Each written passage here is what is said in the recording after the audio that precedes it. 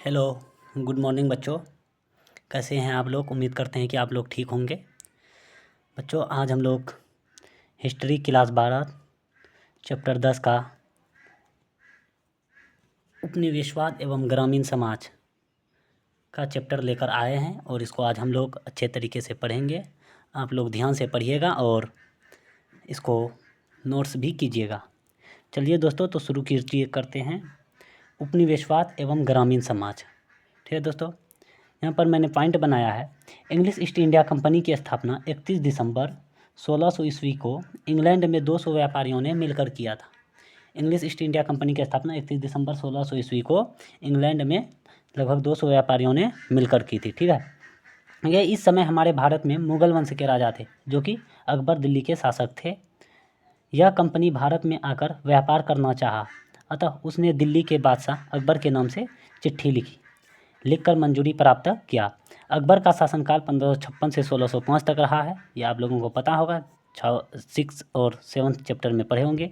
और लेकिन चिट्ठी 1608 ईस्वी में पहुंचा। इस समय अकबर का पुत्र जहांगीर सम्राट बना हुआ था। उसने कंपनी को भारत में व्यापार करने के लिए मंजूरी दे दी। ठीक है, आपको पता चल गया कि इंग्लिश ईस्ट इंडिया कंपनी की स्थापना कब हुई? 31 दिसंबर 1600 ईस्वी के दिन। कहाँ पर हुई थी? तो इंग्लैंड में। इंग्लैंड को किस नाम से भी जानते हैं? लंदन के नाम से भी। ठीक है, लंदन में 200 व्यापारियों ने मिलकर की थी। ठीक है, चलिए आगे दोस्तों। प्लासी का युद्ध 23 जून 1757 ईस्वी को बंगाल के नवाब सिराजुद्दौला और अंग्रेजों के बीच हुआ था। प्लासी का युद्ध कब हुआ? 23 जून 1757 ईस्वी को हुआ था, जो कि बंगाल के नवाब सिराजुद्दौला खां और अंग्रेजों के बीच हुआ था। दोस्तों, आप लोगों को पता होगा कि प्लासी का युद्ध जो हुआ था, तो जिस समय सिराजुद्दौला बंगाल के नवाब थे, उसका एक सेनापति था, उसका नाम था मीर जाफ़र। मीर जाफ़र जो है कि युद्ध होने से पहले ही अंग्रेज़ों से जा मिला था और अंग्रेज़ों के बाद में लालच में आकर उन्होंने युद्ध में सिराजुद्दौला का साथ न देकर अंग्रेज़ों का साथ दिया, अतः जीत अंग्रेज़ों की हो गई थी और सिराजुद्दौला को बहुत बेरहमी तरीके से मारा गया था उस युद्ध में। ठीक है, आगे है। प्लासी युद्ध से पहले ईस्ट इंडिया कंपनी जो थी वो एक व्यापारिक कंपनी थी। मतलब प्लासी युद्ध से पहले इंग्लिश ईस्ट इंडिया कंपनी जो थी वो सिर्फ व्यापार कर रहा था, सिर्फ उसका मकसद सिर्फ व्यापार करना था, न कि भारत पर अपना शासन चलाना था। तो वही लिखे हैं, प्लासी युद्ध से पहले ईस्ट इंडिया कंपनी एक व्यापारिक कंपनी थी, जो बक्सर युद्ध 1764 के बाद एक बड़ी राजनीतिक शक्ति बन गई थी।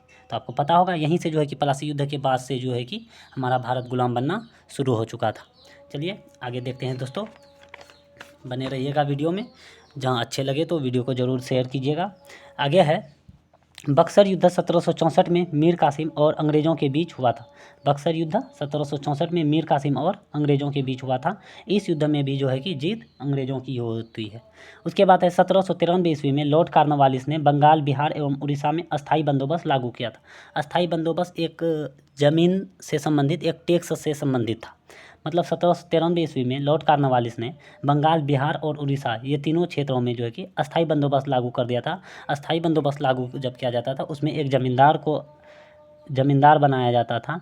उसको कहा जाता है कि तुम जो है कि इतने गांव का, मतलब कई गांव का उसको ठेका दे दिया जाता है। उस गांव का जो है कि उसको टैक्स वसूलना होता है, कर वसूलना होता है। और उसमें एक नियम होता था, सूर्यास्त नियम।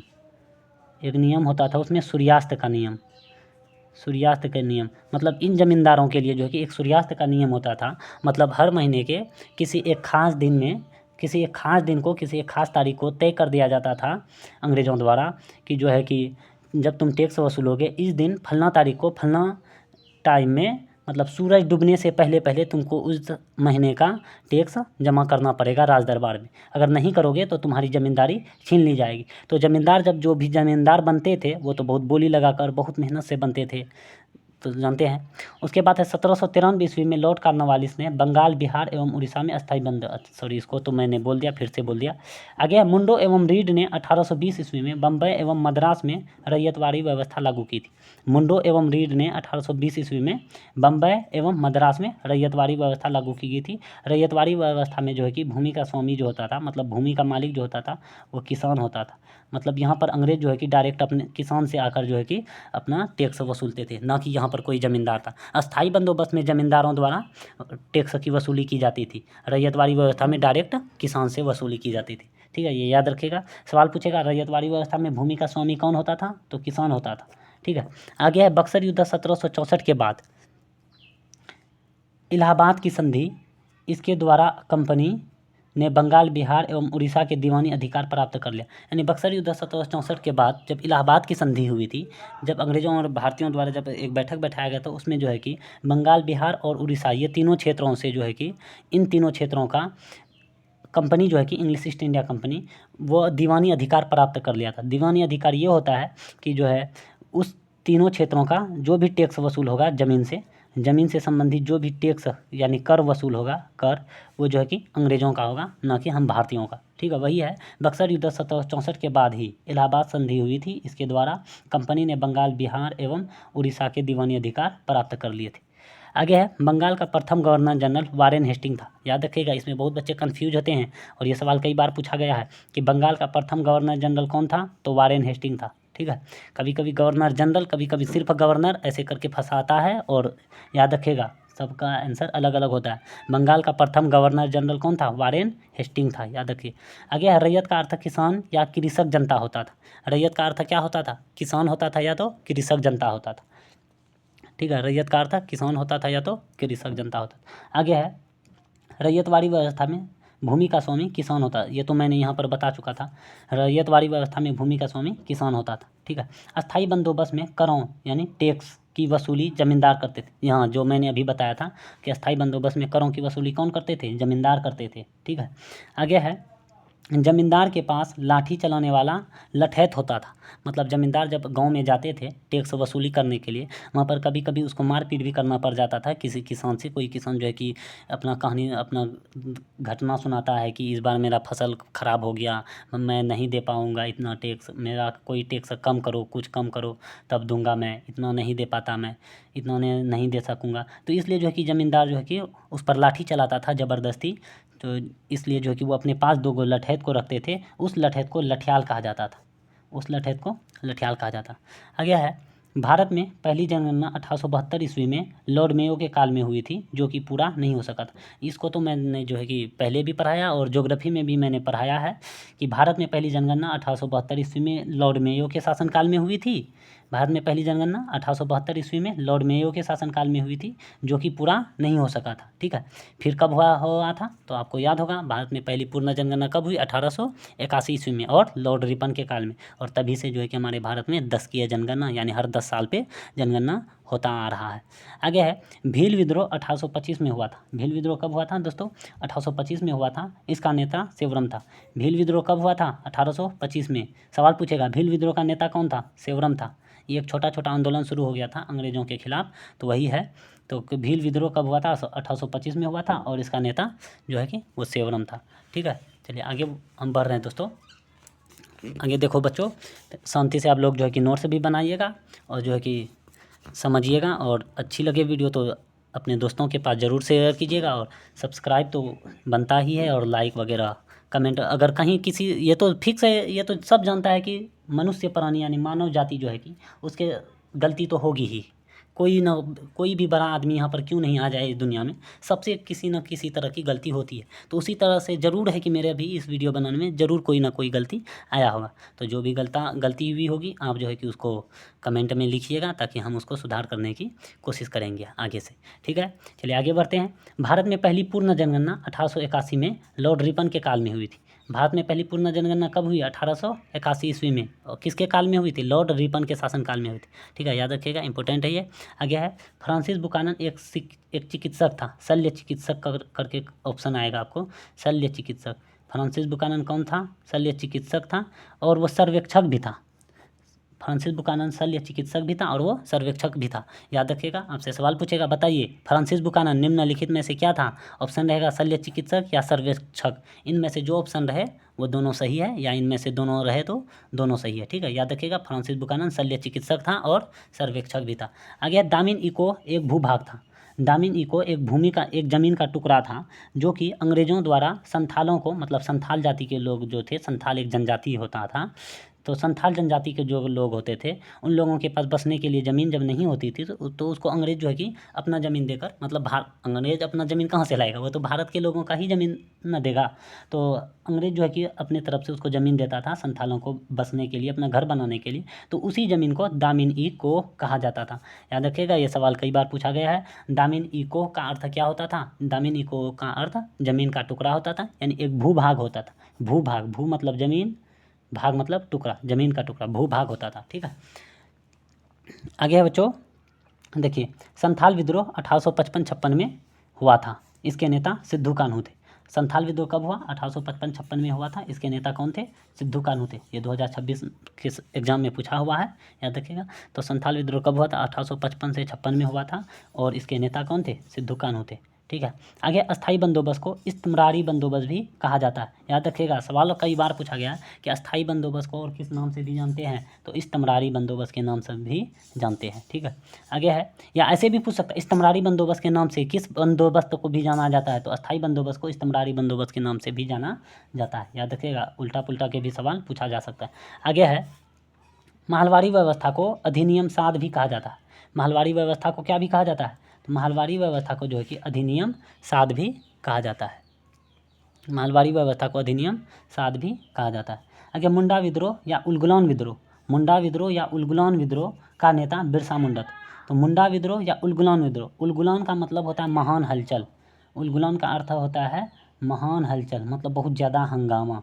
तो ये उलगुलान विद्रोह या मुंडा विद्रोह का नेता कौन था? बिरसा मुंडा। ये तो जल्दी याद हो जाएगा। तो मुंडा विद्रोह का नेता बिरसा मुंडा, नाम से ही स्पष्ट है, मुंडा विद्रोह बिरसा मुंडा। ठीक है, आगे है, कार्नवालिस कोड 1 मई 1793 ईस्वी को बना था।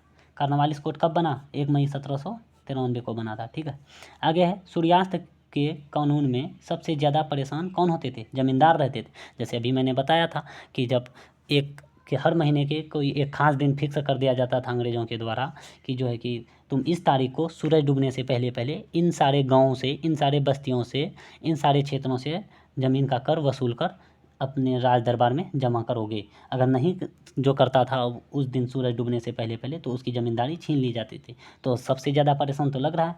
तो बताइए, जब आप ही बताइए, जब इतना परेशान वो रहेगा, जब उसको अपना ज़मींदारी छीनने का डर रहेगा, तो वो तो लाठी तो चलाएगा ही किसान पर, किसान पर लाठी चलाएगा ही, और उससे ज़बरदस्ती तो टैक्स तो वसूलेगा ही।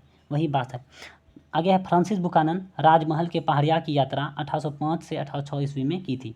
फ्रांसिस बुकानन राजमहल के पहाड़िया की यात्रा किया था। ठीक है, कब से कब तक? 1805 ईस्वी से लेकर 1806 ईस्वी तक किया था।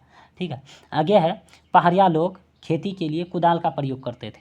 पहाड़िया लोग खेती के लिए किस चीज़ का प्रयोग करते थे? कुदाल का प्रयोग करते थे। ठीक है, जबकि संथाली लोग जो थे वो लोग हलों का प्रयोग करते थे।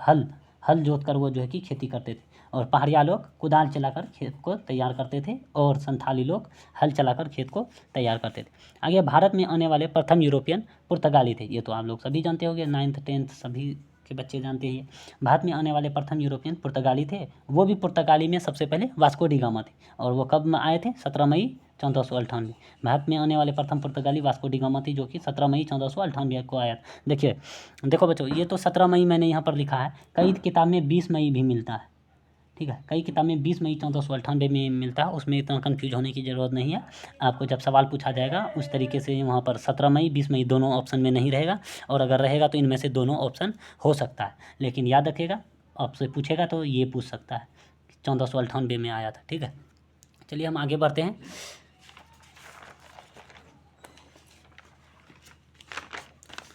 आगे है बच्चों, देखिए, अहोम विद्रोह 1828 में हुआ था।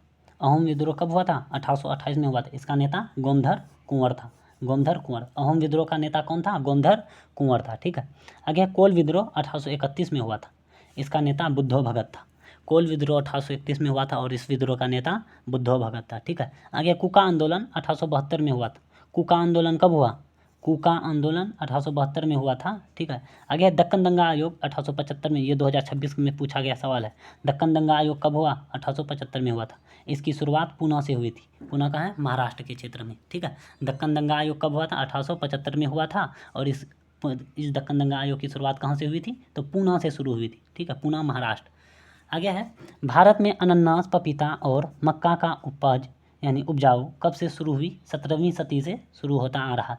ठीक है। भारत में अनानास, पपीता और मक्के की खेती कब से होने लगी है? 17वीं सदी से, मतलब 17वीं शताब्दी से होना शुरू हुआ है।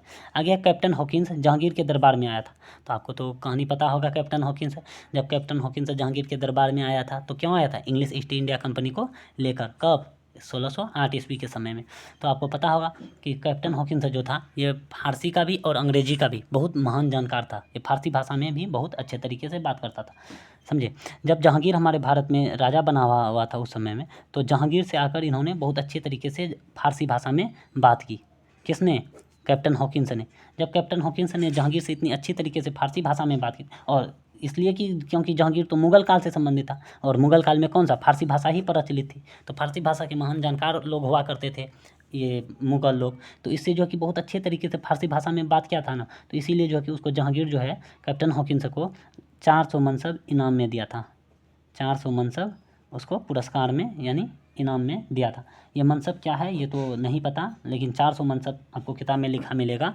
तो वही हम बता रहे हैं कि सवाल आपसे पूछा जा सकता है कि जहांगीर ने कैप्टन हॉकिंस को बातचीत के दौरान खुश होने के उपरांत कितना या क्या इनाम में दिया था? तो 400 मनसब इनाम में दिया था, ठीक है।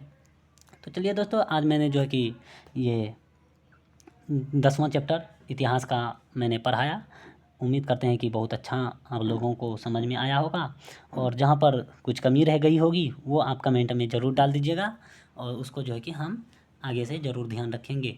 और जिस हो सकता है किसी सवाल का जवाब मैंने गलत बता दिया होगा, तो उसके लिए मैं माफ़ी चाहता हूँ। तो जो है कि अगर आपको कुछ गलत लगता है तो उसको आप हमसे पर्सनल में पूछ भी सकते हैं, ठीक है। तो हम इसी बातों के साथ साथ वीडियो को समाप्त करने वाले हैं, ठीक है। मैंने पूरा 10वां चैप्टर का जितना नोट्स बना कर रखा था उतना मैंने पढ़ा चुका हूँ, ठीक है दोस्तों। चलिए फिर मिल लेंगे अगले वीडियो में। जब तक के लिए बाय बाय। आप लोग अपना ध्यान रखिएगा, ठीक है दोस्तों। Okay, thank you. आप अपना ध्यान रखिए, पढ़िए, मन लगा कर पढ़िए, समझे दोस्तों। पढ़िए लेकिन मन लगा कर पढ़िए। जो पढ़ते हैं उसको याद कीजिए, और रटने की कोशिश बिल्कुल भी नहीं कीजिए, समझिए। रटने की कोशिश बिल्कुल भी नहीं कीजिएगा, आप लोग समझने की कोशिश कीजिएगा, समझे ना। ठीक है दोस्तों, फिर मिलते हैं। Thank you.